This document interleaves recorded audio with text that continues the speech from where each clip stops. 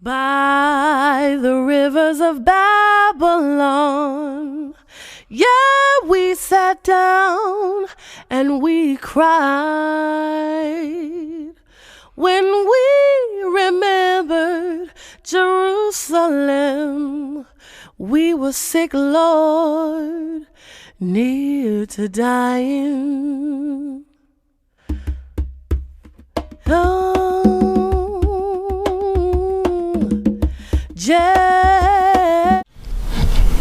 Shalom, shalom. Good afternoon, brothers and sisters. We are about to start the program today. Thank you all for coming. This lecture series is a part two, in essence, to the first Valley of the Dry Bones, which happened last year, and we wanted to make sure we made the effort to close out the series today. So we thank you for your participation, and we would like to start with opening prayer. Chief Rabbi Binyamin.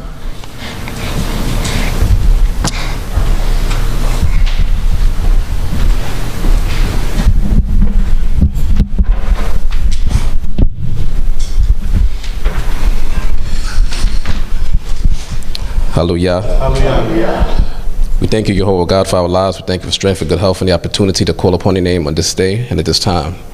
And asking that your presence would be here with us, and that you would bless us, that you would give us knowledge, wisdom, and understanding, and that you would guide us in the direction and the path that we should walk before you. We thank you for allowing us to have this opportunity here, and we ask that you would bless us to be fruitful, that you would allow everyone that is here to be blessed, and that as they arrive there safely, to arrive to their home safely once again at the conclusion of this event. We thank you for watching over us day by day and making sure that we are sustained with food, shelter, and clothing. So once again, we do ask that you would provide us with the knowledge, wisdom, and understanding necessary to carry on with our lives, that you would bless the works of our hands, that you would allow us to work together as a community and build ourselves up to be the nation that you intended us to be. We thank you for all of your blessings and all the things that you give us, and blessed be your holy name forever. Hallelujah. Hallelujah. Amen. Amen.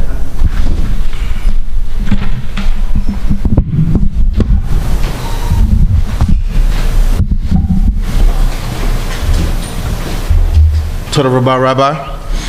How's everybody doing out there today? Hallelujah. So, before I call up the first speaker, the lecturer for this series, I just want to give you a brief on what this is. So, oftentimes, our people are bombarded with a lot of different issues that they are unaware of. And we don't come together to really make a strong effort on tackling the issues that we deal with as a community. Oftentimes we don't know. We don't know the things that the government has for us down the pipeline. We don't know the things that our enemies have for us coming down the pipeline. And we have to be aware of these things, because that's the only way you can make a sound decision, is if you have the knowledge of it. The Most High says in a prophecy that our people are destroyed for lack of knowledge, and because we have rejected knowledge, he has rejected us. And the reason why we are rejected is because it's not that the information is not out there, we just refuse to get it and grab hold of it, and when we get it, we do nothing with it. So these days we are working on these workshops, not just lectures, but workshops. So at the end of this lecture, we want to know what ideas you have, because we have a series of solutions that may come up, but this is just our opinions. But what do you have in store? What do you know that you can do to help stave off some of the problems we're having with miseducation, with the AIDS epidemic, with mass incarceration? We need everybody's input and everybody's ideas. Long ago, those days of one person thinking for everybody is gone.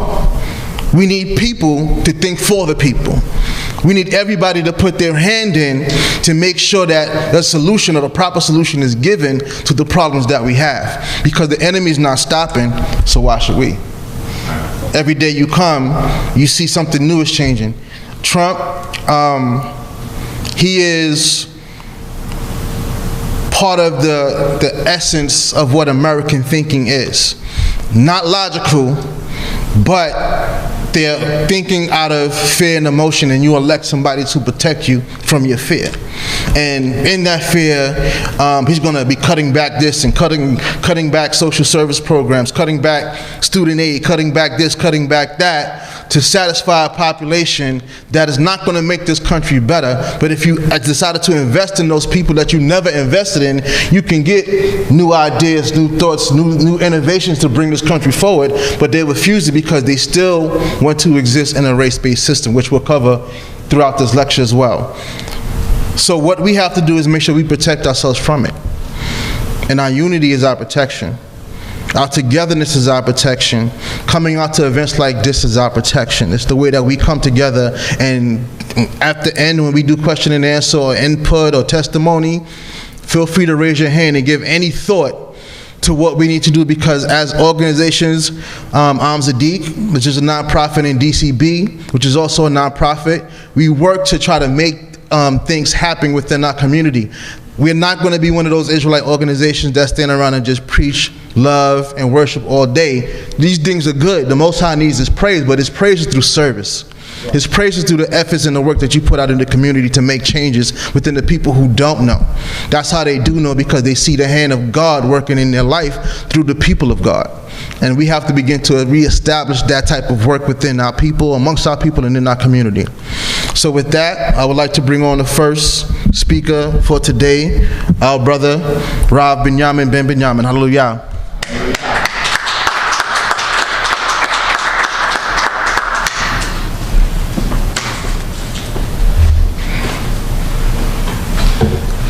Giving all praise and honor to the creator of the heavens and the earth, the God of the universe, and thanking Him for the opportunity to be here at this time, and thanking everybody that attended here this day.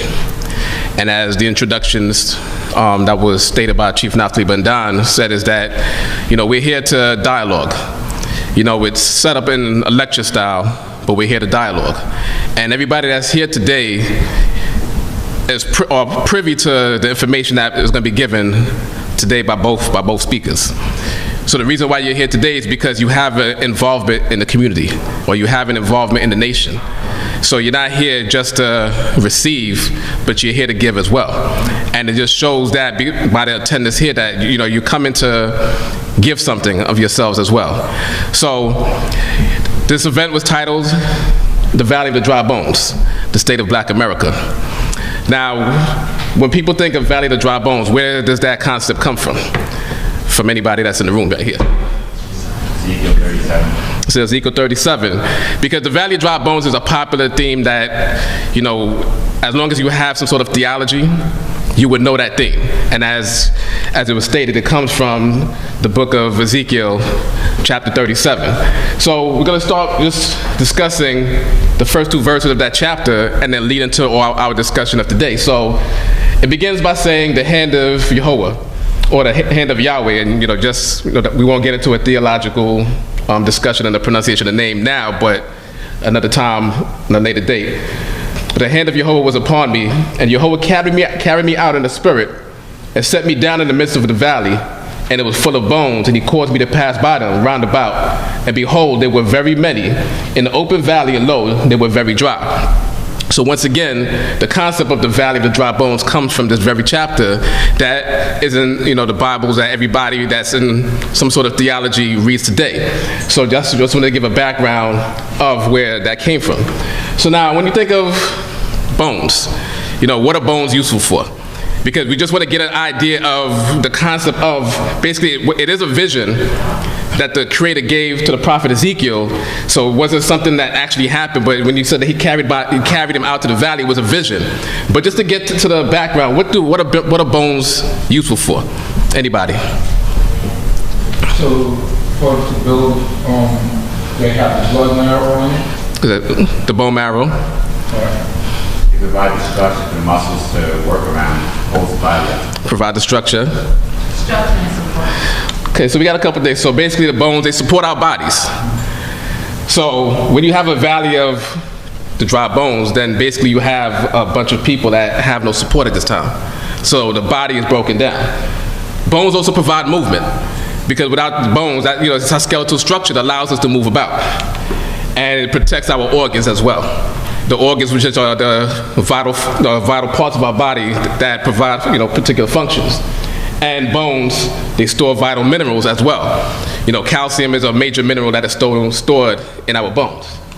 And as it was said also that through the bones, you have the bone marrow, which produces the red blood cells, and that's how oxygen is transferred through the body, and carbon dioxide is transferred outside of the body. So what does it really mean? Because once again, this is titled The Valley of the Dry Bones, the State of Black America. So how does this form of the Valley of the Dry Bones, or the concept of the Valley of Dry Bones, relate to what Black America needs? And the concept of race will be discussed later, but once again, we're just dealing in a general term that everybody knows when we talk about Black America, or the black race in America. But once again, we'll get into the discussion of race later on. So in relation to what bones are for and what Black America needs, for our support of the body, we need a foundation. So we need our stability. We need something that's going to hold us together. And with the Provide movement, we need some sort of advancement. So once we have that foundation, now we can move forward, because we're not supposed to be in a stagnant state. As we grow from infants into adults, our bone structure grows with us, but it allows us to move forward. So in terms of Black America, we need some sort of advancement. We need some sort of movement so that we don't stay stagnated in the same place we always are. And as the bones protect our organs, what Black America needs is some sort of protection for our functions, because once again, each organ has a function within the body, and the bones protects those organs, so we need to protect our functionality. We have to have separate functions within the Black community, and we need protection for all of it in order for it to survive. Right. And as the bones store vital minerals, we need economic resources, because the minerals are basically resources. So as what they would call Black Americans, we need some sort of economic resources in order to move forward.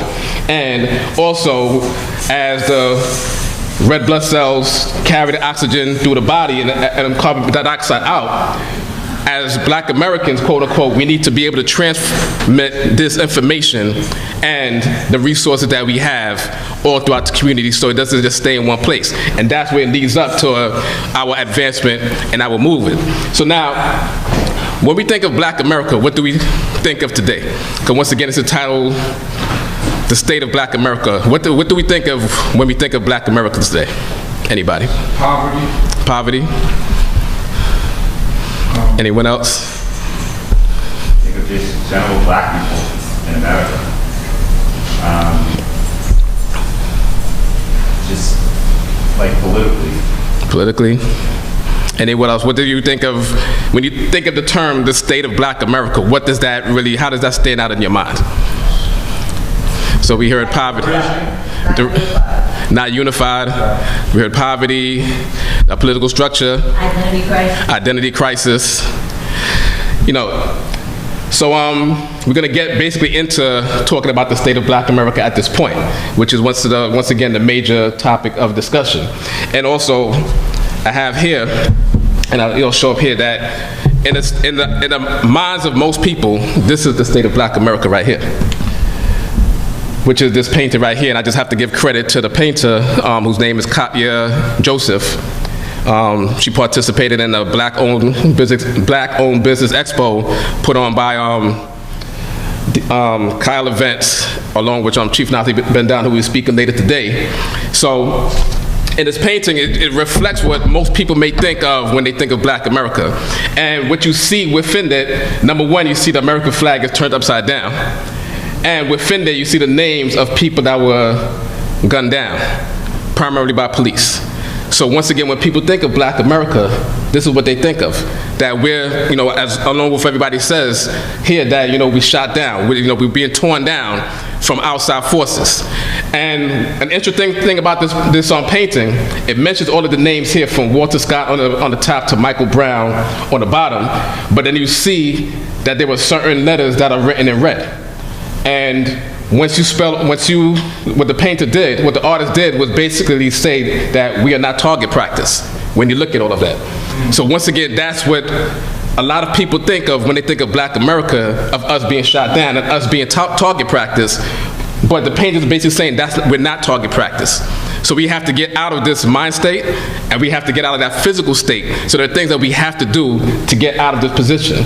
Within the painting, it reads the lines like "Land of the free, home of the slaves," and then you also see the image of outline of a person that's shot right there. So once again, this is the image that people think of when they think of the state of Black America, and that relates to one of the topics that you see in the flyer that everybody got when they came here, which relates to police brutality.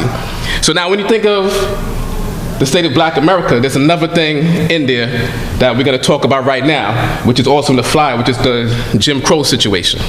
Now, technically, we're not under Jim Crow laws as of the time, but we're going to see that how Jim Crow laws affect everything that Black Americans go through today.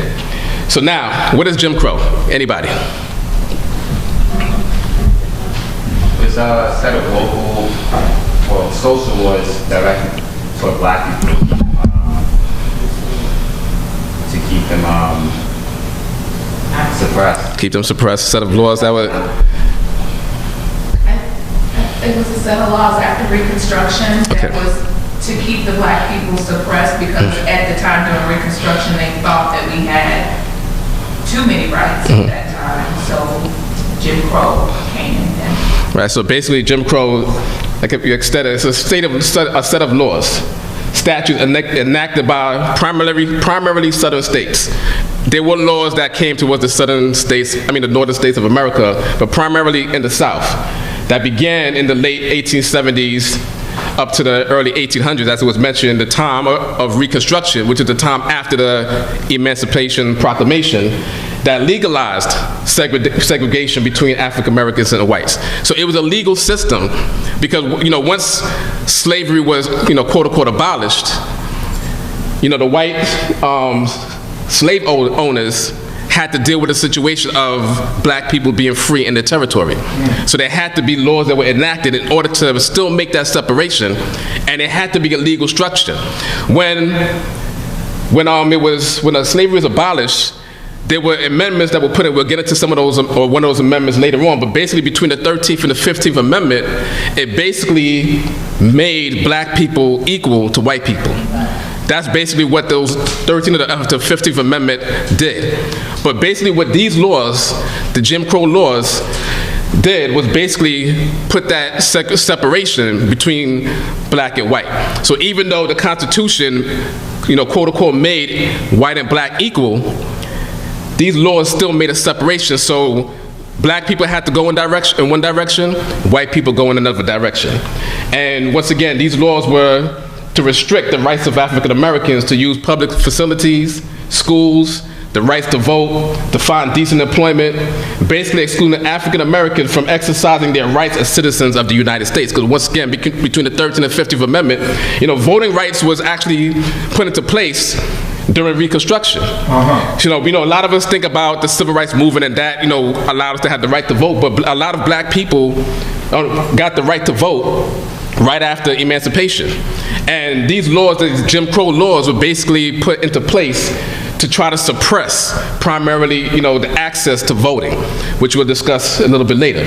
So now, the term, Jim Crow, who was Jim Crow, if anybody knows? Character. That's a quote unquote, or some sort of representation of Jim Crow there. It's alleged that the character came from African folklore. It's alleged. That's just one of the legends behind Jim Crow. And we're just discussing that because the term is thrown around, but we want to discuss actually where did that term come from. So basically, once again, it's alleged that it came from African folklore, but in reality, it was a minstrel character performed by Thomas Dartmouth, who's called Daddy Rice, an American performer and a variety act. Rice made the character Jim Crow famous through his performance. And what he did was basically, people know about blackface. So what he did was, he put on blackface, with burnt cork. He wore the ripped up clothes, because that's how Black people were represented back in the late 1800s. And he performed a song and dance minstrel act throughout the country. And one of his favorite songs throughout his performances was called Jump Jim Crow. And that was one of the, once again, what made him famous in America and even in England. And as it says, even in the Boston Post, that in 1838, that the most popular characters in the world at this time were Queen Victoria and Jim Crow. That's how much, and Jim Crow was basically a representation of Black people. So when they use the term black people, Jim Crow, they talk about black people. Later on, you get terms like Negro, colored, but originally, one of the terms to represent black people was Jim Crow. So when this performer put on this act, he was representing what white Americans thought that black people looked like and acted like. So now, when we think of Jim Crow laws, this is basically what we, think about, primarily segregation. One of the top left is a Greyhound bus station. We ride Greyhound today, but back in the days, you couldn't ride Greyhound or enter the waiting area, as it says there, at the same location as white people. There was segregation all throughout, and that's what's basically legalized through these Jim Crow statutes, from even washing clothes, restrooms, even for the jobs, as I mentioned there, help wanted, they only wanted white people to work in certain jobs, and even like the water fountain, and waiting area once again. So primarily when we think of Jim Crow laws, we think of the segregation that was enacted as a result of those statutes. And then even here, there was, and it wasn't just relegated to us. Wow. Jewish people were on the same level as us, as we see here, as well as dogs on the left. Then on the right, along with dogs, we have us, again, as they represent us, and Mexicans. So nobody was exempt. And as you go further west, during the late 1800s, early 1900s, Chinese got it, Japanese got it. So basically white Americans wanted to separate from everybody. We know that it was primarily us, and we felt the bulk of the statutes and the lynchings and everything that we're gonna discuss briefly, but everybody was in on it. So Jewish people today gotta remember their past, because they were in the same position as we were. And as the Mexicans, they're feeling it today, as mentioned earlier, that the new President Trump, has this verbal attack on Mexicans. But this is going back, when he talks about making America great, it's going back to where it was in the late 1800s, where everybody was separated from white America. But what's interesting about trying to separate the Mexicans is that this is the original Mexico. Well, one of the original maps of Mexico back in 1847. That's right. 1847, California, Arizona, New Mexico was part of Mexico. It wasn't part of the United States. Go back even a little further, just a little bit further, 9 years. 1838, Texas was part of Mexico. So if you really want to talk about building a wall and making America great, and going back, get rid of some of those states that are right there. But we digress, and just getting back to Jim Crow. So now, we're just going to talk about Jim Crow etiquette. Not really the law so much, but there was a certain etiquette, certain things that, black people knew that they were just supposed to do, and the way that they were supposed to act. So a black male couldn't offer his hand to shake the hands of a white male, socially, for whatever reason. That was etiquette. Blacks and white were not supposed to eat together. And if they did eat together in the same location, whites would serve first, and there was some sort of partition between the blacks and the whites. Also, under no circumstance was a black male to offer to light the cigarette of a white female. That gesture implied intimacy. Because once slavery was abolished, and you read throughout the history, there was this idea of the black male that wanted to attack white women and wanted to rape white women. That there was this ideal that black males just had so much sexual energy that they couldn't control themselves, and that was the fear that was instilled on their daughters to keep them separate from us. And there were laws that were such as this to make sure that we were kept separate from them. Also in etiquette, blacks were not allowed to show public affection towards one another.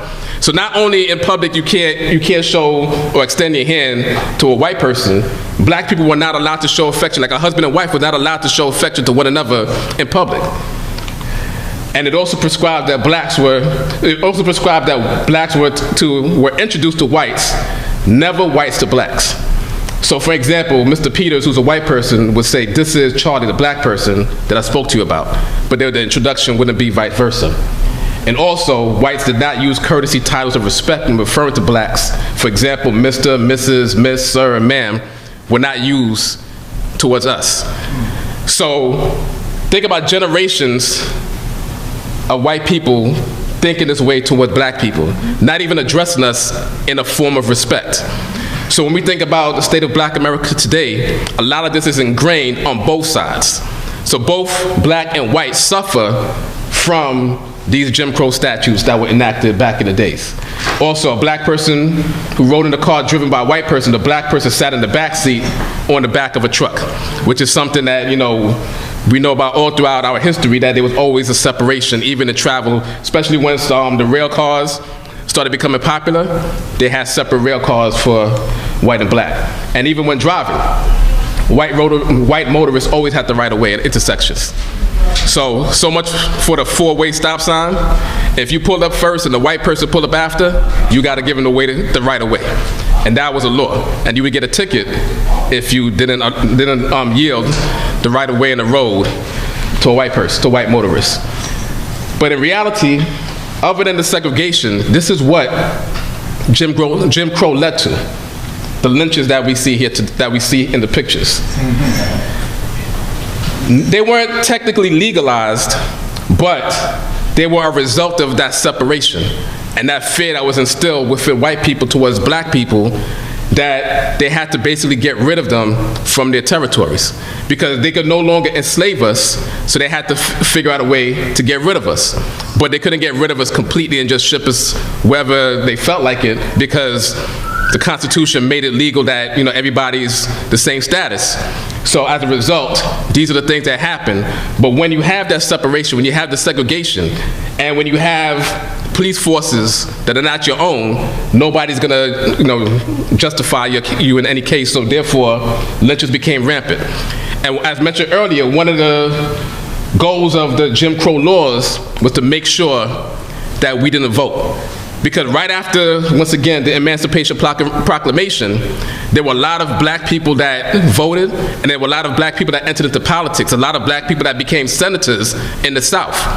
And that became fearful to white people. So that was one of the reasons why the laws were enacted to make that separation, and also lynchings were put in order to instill fear in black people, as it says in the bottom one, that person voted, so therefore that person was lynched because he voted. So now, there's a precursor to the Jim Crow statutes, which are the black codes. Anybody know what the black codes are?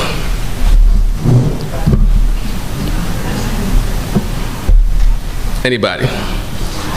So the precursor, this is basically a follow-up of what they were called slave codes, but this is the precursor to black codes. I mean, the precursor to Jim Crow laws, because these codes were actually abolished once Reconstruction period was in motion. So therefore, a lot of these things were once again abolished, but these are the codes that actually entered into Jim Crow statutes.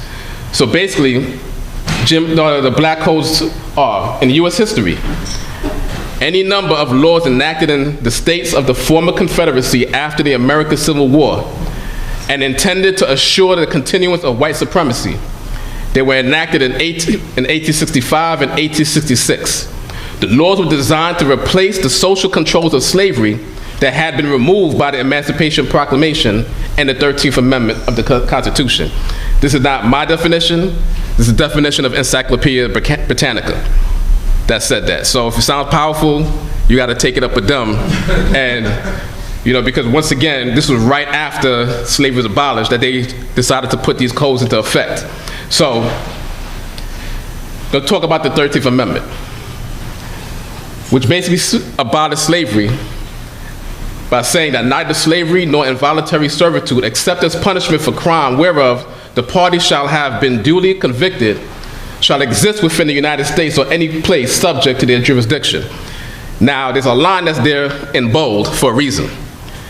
The line, except as a punishment for crime whereof the party shall have been duly convicted. So basically, in the South, what the former white slave owners saw was an out to get black people back into slavery. That's right. Because it says that except for punishment of crime, whereof the party shall have been duly convicted. So anybody, doesn't matter what race they come from, anybody convicted of a crime can go back into the slavery that they just remembered took place the year before. So basically they had to figure out a way to utilize this loophole.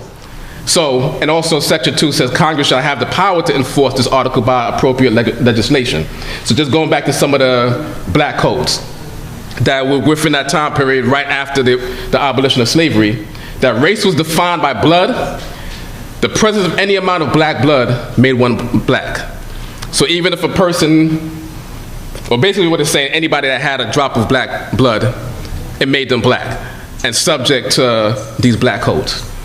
So employment was required by all freedmen. Violators faced vagrancy charges. Vagrancy was something that right after slavery got a lot of our people put back into slavery. Because a lot of people, once you had to have a job. And if you couldn't prove that you had a job, you would be locked up and sent back to slavery in some form. It may not have been the full form that we know with the chains and shackles, which did happen, but it was some sort of imprisonment. There was a thing called convict leasing, where they would, states, or even within states, counties would, basically transport prisoners based on needs and based on work. So basically something that somebody not having a job would be classified as a felony. They would be convicted and be put back into some sort of form of slavery. And freedmen were not allowed to assemble without the presence of a white person. So if there was any gathering of black people anywhere, whether it's a religious gathering, a social gathering, if there was no white person there present, everybody's getting locked up. And these were the codes that were enacted once again right after slavery was abolished and right before the Jim Crow era, right at the institution of the Reconstruction period. Also, there's some more black codes. Freedmen were assumed to be agricultural workers and their duties and hours were tightly regulated. So once you were freed, the only job that they said that you could have is to be an agricultural worker. You couldn't be, it's not listed, couldn't be a barber, couldn't do anything else. You had to be an agricultural worker. So now if there's not enough work or not enough agricultural work, then you become a vagrant and then you get locked up for vagrancy. Freedmen were not to be taught to read or write. So they found once again, let's talk about freedmen. It's talking about freed men and women, post-slavery, that we were not allowed to read or write. If we were found reading or writing, it was a felony, and you're getting put back into slavery based on the 13th Amendment. Also, public facilities were to be segregated. And this is the precursor to Jim Crow statutes, that where segregation comes into play. And violators of these laws were subject to being whipped or branded. Because once again, they're going back into that form of slavery concept that we were just freed from. So even some more black codes. If you walk beside a railroad, it's a felony. Loud speech around white women was a felony. Wow. You sell farm property after dark. Wow. It's a felony. You spit. It's a felony. Public drinking or public drunkenness. It's a felony. Loitering in public spaces. Felony. Wow. Some of these things we know of today as misdemeanors. So some of these things, once again, we talk about the Jim Crow legislation and how it transferred to today. Because a lot of times when we get locked up for something and they go in our background, they say that this person has a rap sheet. Sometimes the rap sheet is something simple as public urination, drinking in public, but it's just that they want to put that demeaning character upon us. And once again, all of this started back from the black codes. But these were eventually abolished quickly, because there was a fight between the North and the South, and everything was, President Lincoln was assassinated, and his successors was fighting to keep the country together, so they got rid of basically the black codes. So now, we dealt with the Jim Crow. So now, what that led to, with everybody getting locked up, is another thing in the flyers called mass incarceration. And that mass incarceration lasted from then even up until now. And a lot of these laws, a lot of these codes, from that black codes to the Jim Crow statutes, affect us even up until today. And that's why, once again, we face mass incarceration, because the prison systems is a business also. And the business of prisons is to make people in there to work. So they use, once again, that 13th Amendment loophole, get us back in prison, and then we're working for the system once again. And even, you know, this is when we talk about the state of black America, we think of ourselves as prisoners. And as it even says today, you know, when we look at reality TV, at TV, the orange is the new black. Yeah. So when you think of black people, you think about black people in prison. Even Essence, a black magazine, is behind the statement that orange is the new black. So when you think of black people, you think about people in jail. But it all relates back to black codes, Jim Crow statutes, which leads to our mass incarceration, putting us back in slavery. And now today, we venerate the same people. I mean, we venerate people that go to jail. Jail is like a badge of honor for a lot of us.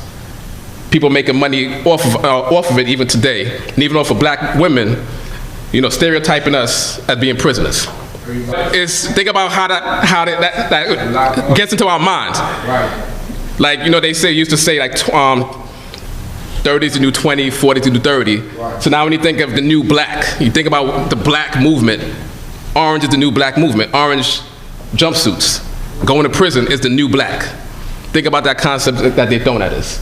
So now going back to the book of Ezekiel. So it says in verse 3, and he said unto me, Son of man, can these bones live? And I said, my Lord Yehovah, you know. Because the prophet sees all of these bones as depicted, you know, on the picture in the background, and the prophet can't figure any way that these bones, and they're dry bones, there's nothing within them. No soundness in them, no spirit within them. He said there's no way that these bones, he doesn't know if these bones could live, so therefore he said that only God knows if these bones could live. So when we think about what is a valley, anybody? A valley? Yeah. It's a space between two mountain ranges. All right, space between two mountain ranges. Metaphorically, it's a low point. It's a low point. So, literally, as it was stated, a low area of land between hills or mountains, typically with a river or stream flowing through it. So, along with the point of it being a low point, it also gives us some sort of hope. Number one, because you have a river or stream flowing through it, which gives us some sort of sustenance. So what can the valley represent? Hope, sustenance, upward mobility, because you're in the valley, but you can look up at the mountain and know that you can get up there. And once you get up there, you can look back and see where you've been, but you know that by looking up, you have something to look forward to. So that's what the valley can represent. So these dry bones that were in the valley, they have the opportunity to return, to get back up their feet. They have hope. The river or the stream or some sort of water going through can provide some sort of sustenance. And just by keeping your sights high, you have some sort of concept of upward mobility. So some of the things that we're going to discuss, some solutions. One of the things that we could do is never forget where we came from. Jewish people never forget the Holocaust. The United States does not forget 9/11. These things happened recently. So why should we ever forget this? So as long as we never forget that, and it's not that we're trying to bring our mind state back to that, but you want to make sure you never get back to that point again. So when they talk about never forgetting the Holocaust, Jewish people make sure that they would never get to the point that somebody could do that to them again.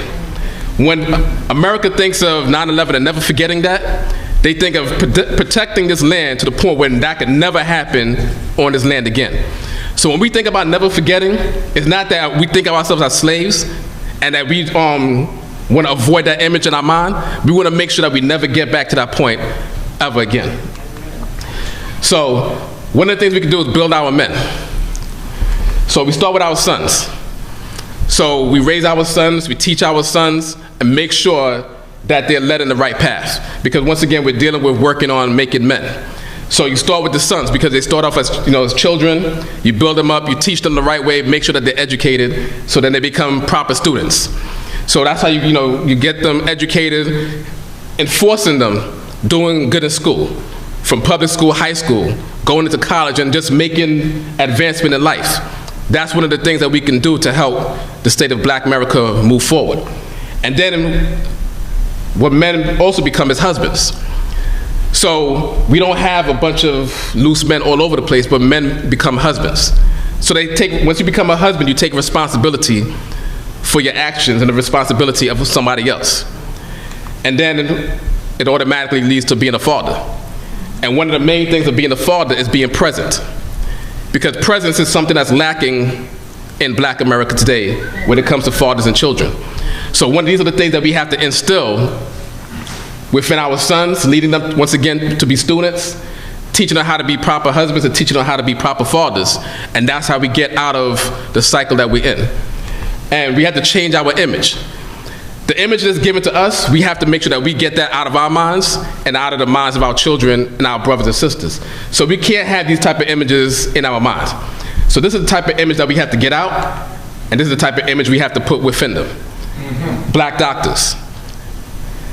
You can show them Black lawyers, successful Black people. These are the images that we have to instill within our people so that therefore they can know that there's a way to have hope, to get out of that valley and to move up on the top of the mountain. Also, we have to build our women. Same process. Start with our daughters. Build them up. Teach them the right way. Teach them what to look out for and what is expected of them. And same thing as with the sons, make them become proper students also. Everybody has the opportunity to become a good student and a good worker, whether it's male or female. So we teach, our daughters to be proper students and go through life properly as well.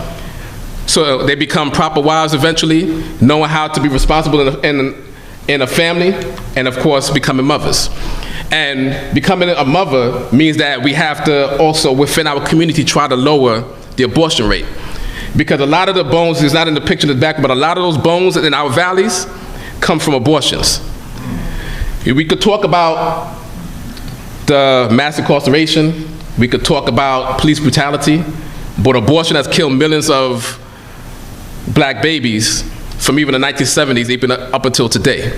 So we've lost probably more people to abortion than to Black on Black crime, police brutality, and even some of the things that we spoke about earlier today.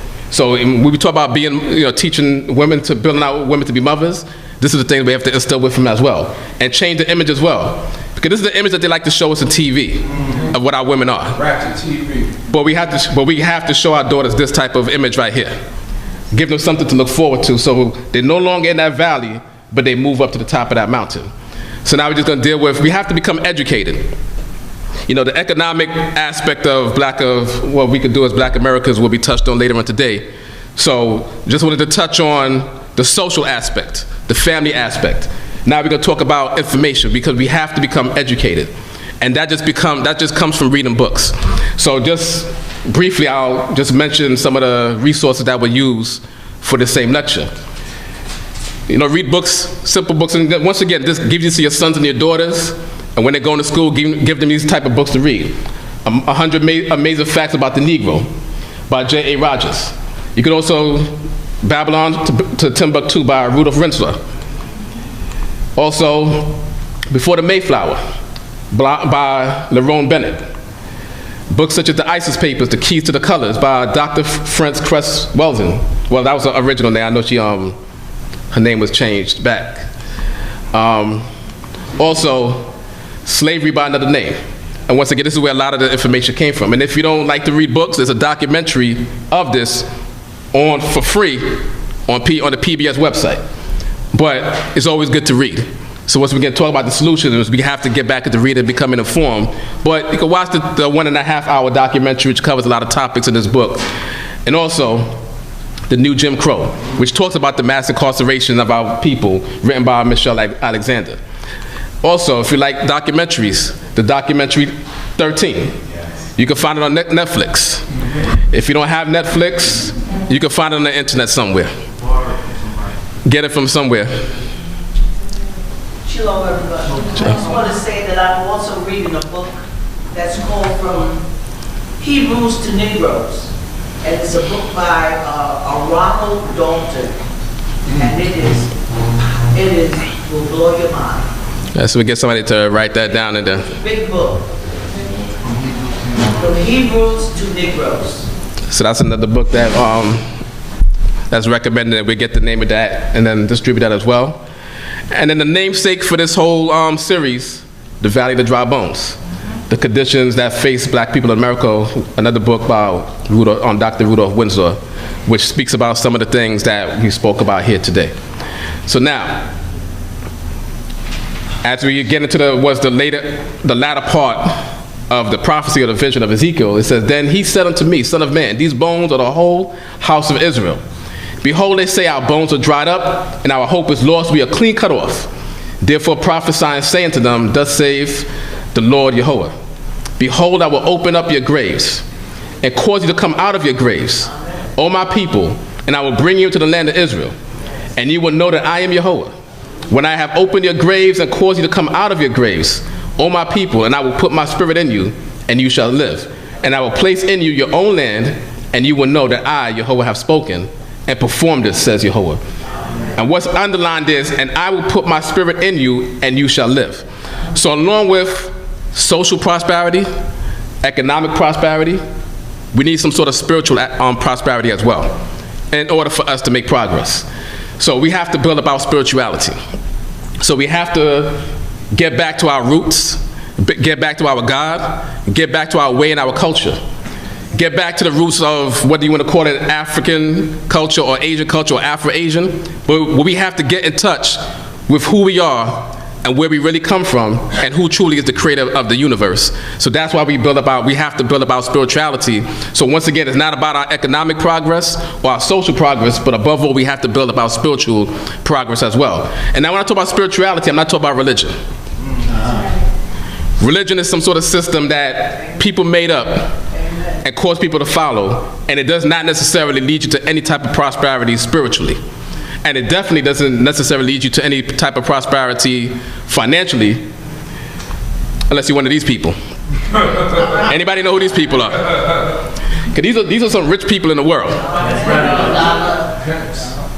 But these people aren't doing anything for the communities that they're in. So we talk about, I can't pronounce the last name, but he's worth $50 million. He's a preacher in South America. Creflo Dollar's worth $27 million. Not doing anything really for the community, but he's worth $27 million. David on the end, Nigeria, $150 million. Whoa. Actually one of the richest people in the world, actually. Wow. Preacher in Nigeria. But Nigeria, all throughout the country, is living in poverty. And the one in the bottom left, for that name I can't pronounce, I don't want to pronounce the name incorrectly. 39 million. Once again, these are people that's on Forbes list by just preaching. T.B. Joshua, worth 10 million. And then T.D. Jakes, one of the richest pastors in America, 147 million. Yeah. Preaching, writing books, doing lectures, movies, but not really helping anybody. So once again, spirituality is not really connected to religion. So we have to uplift our spirituality.